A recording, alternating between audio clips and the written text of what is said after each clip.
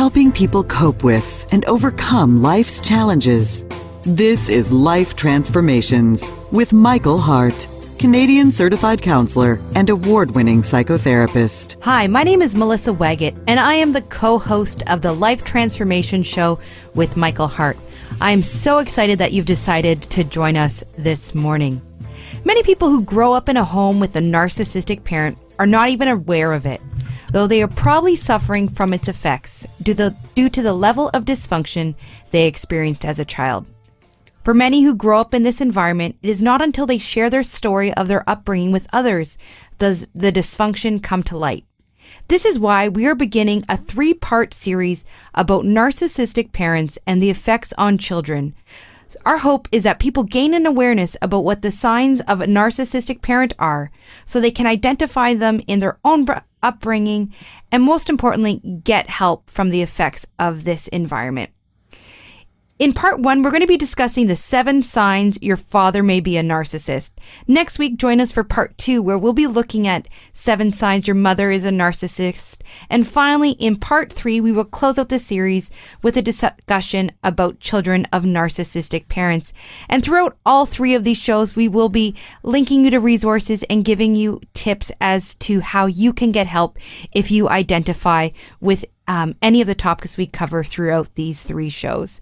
We also want to remind you, if you want to find out more about our services at Elim Counseling, we encourage you to go to our website at elimcounselingministry.com. Elim is spelled E-L-I-M, counseling with 2 L's, ministry.com, or you can always call us toll free at 1-877-544-3546. Again, 1-877-544-3546. We also want to remind you we are a nonprofit organization, so our ability to do what we do each and every day relies upon generous donations for people like yourself. If you do feel led to donate to this ministry, you can do it in a few ways. One way is by going to our Patreon site and searching for Elim Counseling. To do that, you can go to Patreon, which is spelled patreon.com/Elim Counseling and make a donation there. You can also, again, go to that website I mentioned earlier at elimcounselingministry.com and make a donation through our website. With me in studio this week is Michael Hart. He is the director of Elim Counseling Services. He is also a registered psychotherapist, and each and every week he brings such wonderful insights. And I am so blessed each and every week, Michael, that I get to join you in studio because I learn so much. And full disclosure, one of my favorite topics to cover with you is narcissism and narcissistic individuals. We've done it a couple times thus far, but we've never looked at parents. So I'm so excited to discuss this with you and learn more. I am too as well, Melissa, because I think this is such a very important topic. There are an increasing number of narcissists in our society, and maybe it's because of the individualistic type of society that we're in. It's creating a lot of narcissistic individuals. And so I see in my practice more and more people who are coming in reporting signs that make me realize that they had narcissistic parents, and they had no idea that their parents were narcissists. As a matter of fact, many of them think that the things that they suffered in their childhood, that they were just part of a normal family dynamic. But when we explore it deeper and we look at the traits of narcissism, these people are blown away to realize that what they were in fact enduring or going through in their childhood was because their parents had a mental condition of narcissism, which is a diagnosable mental condition. And that's what I think is so interesting about this is, as a kid, you're brought up in a household, and that's all you know. Yes. And so it's not until someone shines a light or a different perspective do you even realize it. But before we get into today's show and the meat of it, there is an announcement we want to make to our listeners and people who've been joining us over the years. You've heard us talk about in the past healing retreats, and we have another one coming up in, I guess I'm trying to think of the time. It's June 7th to 9th. I was thinking, is that spring or summer? It's just before we enter summer. So there will be no snow on the ground, which is exciting in and of itself.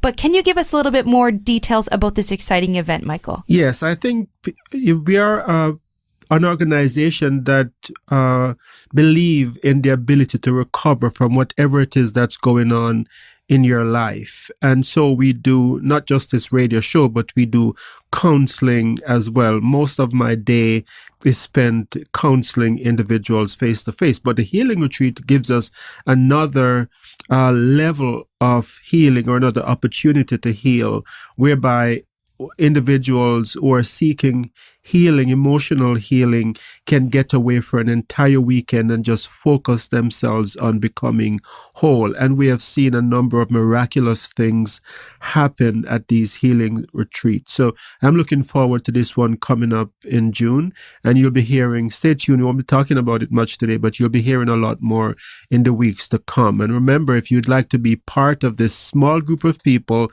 that will be going to this retreat, remember, don't wait until May to register, because it will be too late by then.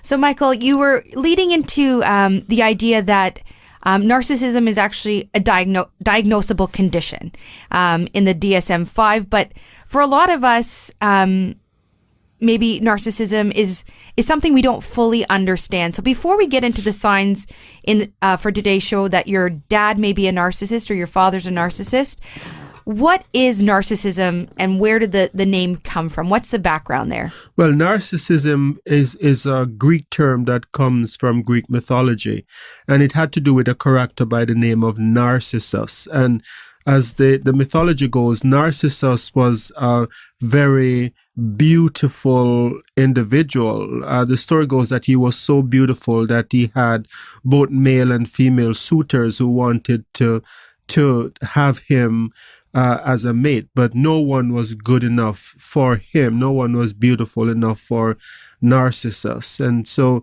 in the passage of time, Narcissus saw a reflection of himself in a pool of water and fell madly in love with the image that he saw. And he said, that's the person that I want, because he loved himself so much.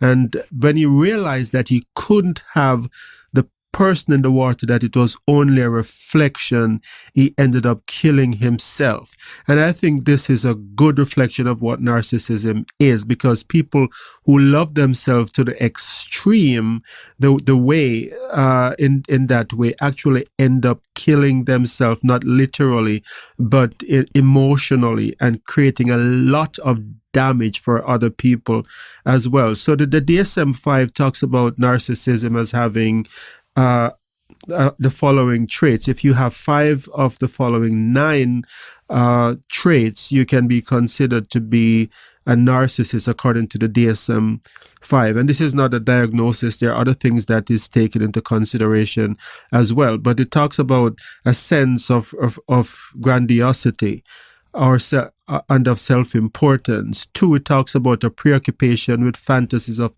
unlimited success or brilliance or beauty, and that's what Narcissus saw himself as being so beautiful. And 3, a belief that he or she is special and unique. 4, a need for excessive admiration. 5, a sense of entitlement. 6, interpersonally exploitive behavior. 7, a lack of empathy. 8, envy of others, or a belief that others are envious of him. And 9, a demonstration of arrogance and haughty behaviors or attitude. So this is narcissism in general. If you have 5 of the following 9, it's a good indication that you might be a narcissist. But when it comes to parenting, I find that narcissism manifests itself differently if a mother is a narcissist as compared to if the father is a narcissist. So this show that we're having today is to break down that difference and look at some of the traits that I have seen among fathers who are narcissists as we look at today's show. And then eventually next week, we'll look at what it looks like if your mother is a narcissist. And in the third show, when we come to the children of narcissism, narcissistic parents, we'll be looking at how that might be affecting individuals today who have grown up in such household and what we can do about it. So you've just said, Michael, you've found a distinction in your own clinical practice between moms and dads who are narcissists. Can we jump right in there? What are some of the signs you see that are unique to fathers who have narcissism? One of the telltale signs that I find in a lot of my clients who come in and who have of what I would consider to be narcissistic fathers is that they will talk about fathers who were present in the home to some extent. No, we're not talking about homes in which the father has abandoned the home. Like narcissism can reflect itself in that way, but we are talking about the context in which the father is actually present in the home. In a lot of these homes, what we find, although the father is present to some extent, they're often absent from important events in the children's lives. So they might be at home, but they will plan a business trip at the time when there is a graduation of a child, and so, or the birthday of a child, and so the events in the children's lives are not seen as being as important as what's going on in the narcissistic father's life. And this is this sense of self-importance, that what's happening to them is more important. This selfishness, this pervasive selfishness. So they will not sacrifice any of their business goals or endeavors for the sake of the child. It's the other way around. They will sacrifice the children's birthday, the children's graduation, just so that their needs in the business world can be fulfilled. And I'm not talking about situations here where the family could go bankrupt if they don't do a particular trip. In many of these cases, these trips could have easily been put off. Sometimes it's just even a convention that they're going to that they don't really have to attend, but they will miss that graduation just so that they can be at this convention. I'm glad you made that distinction, because that was going to be my next question for you there. I'm wondering if you can describe what the second sign is. Fathers who are narcissists often see themselves as superior to others, including everyone in the family. So they know everything. They know all about everything. And so there's nothing that you can tell them. They're more knowledgeable than everyone. And for that reason, many narcissists will not find themselves attending counseling. So even if you were to say there is a problem in our relationship and we need to get help for it, the narcissistic father does not think that the counselor could tell him anyone. I remember one of my clients said to me, I told my husband that he needed to attend one of your seminar. And this person, who was not a psychotherapist, say, I don't need to go to Michael's seminar because I could teach the seminar myself. And so there is this sense that he knows best. And so he doesn't need anyone else to tell him anything. So what would like a conversation in that case with a child go about? Is this the kid that comes home excited about something? I just learned something, and it's like, well, actually, you got it wrong. Is that kind of how? Right. Let me tell you how it really is. Right. So it bursts the bubble of the child, right? So instead of you saying, wow, this is very interesting, tell me more, they will tell you about the scientific formulas that they know nothing about, and may actually convince you that what you're saying is wrong. The sky is green. Even Trust though they me. don't know anything about it. And so this is one of the traits of narcissism, where they distort reality, right? And so they will make things up just to prove that they are right. Mm-hmm. And as we've talked about in previous shows, you as the listener often question your own sanity and your own judgment over time. What's another sign that a dad may be a narcissist? A third sign that the dad might be a narcissist is that you feel as if you exist just to meet his needs instead of the other way around. And so in a normal, healthy family situation, what will happen is that the father will sacrifice himself for the child's needs. So in other words, he might have a certain plan or plan for the day, but if you have a need, such as maybe it's a sporting event that you have, then the father will sacrifice that need just so that you can attend that event. But in a lot of situations, it's the other way around. You feel as if you're existing to meet his needs instead of the other way around. If you've just joined us, you're listening to the Life Transformation Show. Today we are starting a series called Narcissistic Parents and Their Children, and we're exploring in part 1, 7 signs your father may be a narcissist. If you've missed the first half of today's show, I encourage you to go to our website at elimcounselingministry.com. Elim is spelled E-L-I-M, counseling with 2 L's, ministry.com, or you can call us toll free at 1-877-544-3546, and be happy to connect you with a copy of today's show.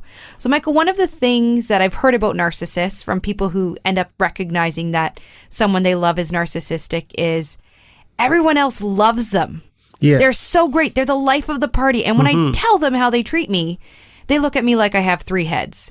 Because the person they put out there in public is different than I know behind the doors. Is that true for narcissistic parents? That's so true, Melissa. This is the part of the need for excessive admiration. People who are narcissists has this need to be admired by others. So they will go out of their way to put on a good public show. And so everyone will like them in public. Everyone will think, wow, you have such a great dad.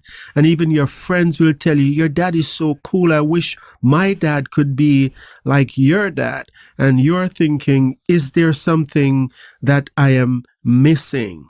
Because it just doesn't seem that way. But to me, it seems as if my life is a miserable experience. And so it's important to realize that part of the reason for that difference is that the person is putting on a good public show. They're doing everything that they can to build up their image. But in reality, what they're showing to the public is just a mask, is just a facade.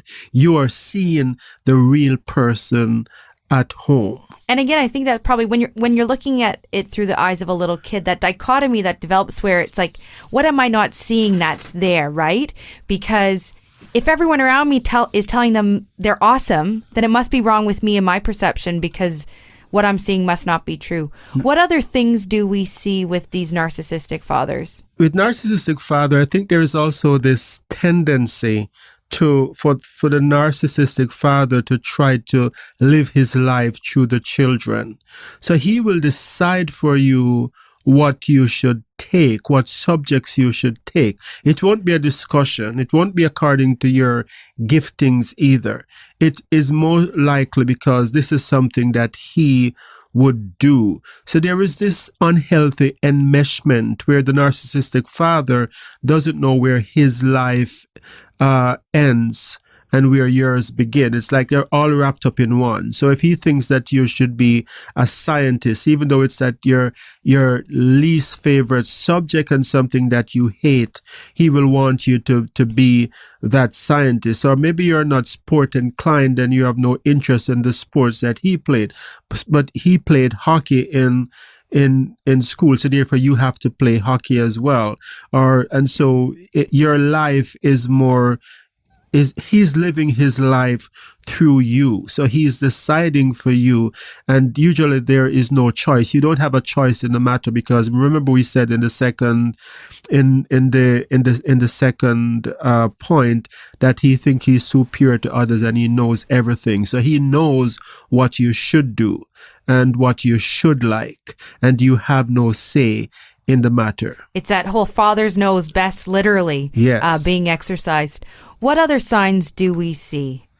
The other sign is that people who are narcissists does not foster your independence. So a narcissistic father, his job is not to try to get you to become independent and to become self-sufficient. His role is to make you entirely dependent on him so that you will always have a need to get his opinion.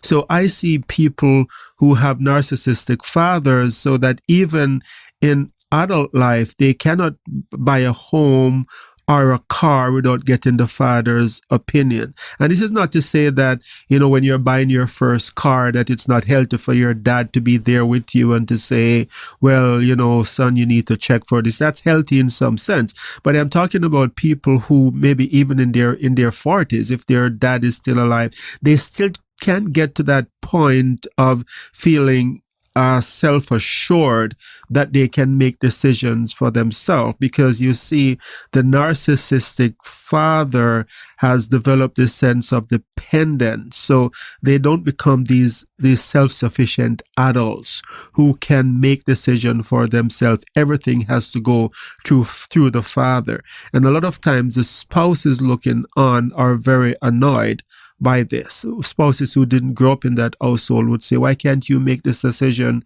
on your own? You're quite capable. But there is this attachment, there is this dependence that have been developed, that is fostered and will continue even well into adult life. And I'm glad you bring that up, the perspective of the spouse. And this is a lot of why we're doing this show, is when you don't even realize the drivers behind your actions, it's hard sometimes for your spouse to understand, and conflict can arise that way. So again, if people are identifying themselves through the show, we will be talking about how they can get help. So by my count, I think we're at 6 signs, Michael. So what's the last sign that your father may be a narcissist? The seventh sign, we're at the seventh sign. The seventh sign is what we call gaslighting, or this tendency to distort reality. So you might have a situation where this person, your father, yells at you or use derogatory language, and you think, wow, this is not right, and you might have you might be hurt by it, and then he'll have a talk with you, and he said, I just spoke to you very softly, and you started crying, and what's wrong with you? All I did was just to say very softly to you what I wanted. And so there is no holding these persons accountable to anything, because what you think might be the reality of what you see is distorted to mean something else. And so when you speak up about your needs, it's not going to be addressed. It's going to be reframed, or a new version is going to be given. And this makes a lot of people doubt their sanity after a while. Did I really hear this? Did my dad really say that to me? Or, he said he was at my 10th birthday party, but I remember that dad wasn't there, but he said that he was there.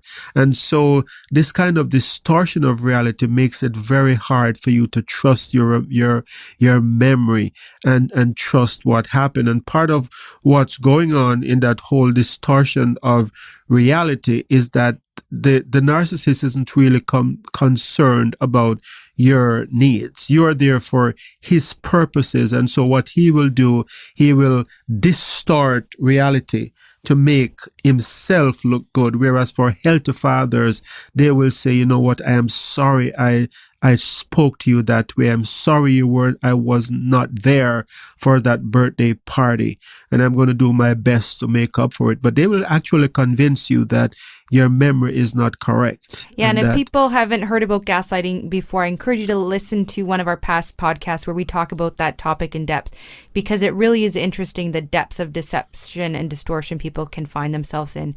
So, Michael, if people have been listening to our discussion thus far and they've begun to identify with some of the signs we've discussed, what should they do now that they've identified this? Well, I think if you listen to this show and you say, well, I can identify with one of the signs, then it's not so much of a big deal. But if you're listening and you're saying, I can identify, this sounds like my dad, so many of those things that you have talked about actually happened or has happened in my life, then it's very important for you to know that what you're dealing with is an actual mental condition, or it probably is a mental condition. This is not a diagnosis, but it's quite likely that it could be.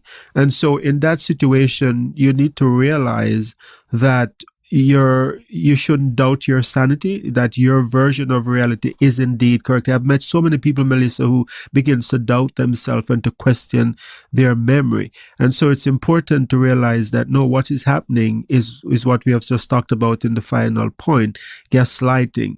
And so don't doubt your realities. Remember your version of reality. Another thing to do is to write things down, because when you write things down, it helps to keep you balanced, where you can go back and say, yes, these are the facts, because oftentimes facts are so distorted that the next day after something happens, it's something totally different. And the purpose for doing that is just so that you remain mentally stable and that you don't begin to doubt your sanity and start feeling as if there is something wrong with you. But I also think that this is such a complex condition that it's also very important for you to seek help.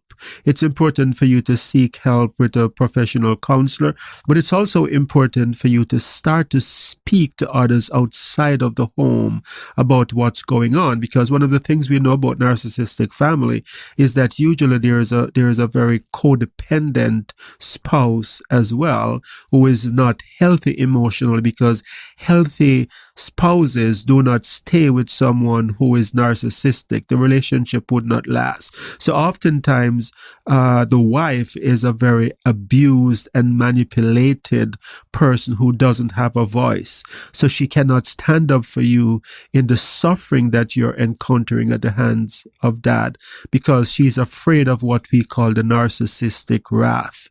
And so everyone learns in that household that you don't challenge dad, because if you do, you will get this narcissistic wrath that will be unleashed on you. And as you say, it's so important due to the complexity to begin to unpack this. In the short term, though, if people have experienced some of these effects, how can they reach out to you to get help? If you'd like to get help, you just simply give us a call at our 1-800 number, 1-877-544-3546, or you can go to our website at elimcounselingministry.com, and we'll be happy to if you can contact us by email, we'll be happy to reply to you or to speak to you by phone. So Melissa, I see that we are quickly out of time today. And so as we said, next week, we're going to be looking at 7 signs your mother might be a narcissist. And so in that show, we're going to be looking at it from the mother's point of view, which is quite unique, as I said, when I look at it from the experience that I've had in my practice. So until next time, this is your host, Michael Hart of Elim Counseling Services. And Melissa Waggett. Praying together that God would bless you in all your relationships and to keep you sound in mind and pure in heart.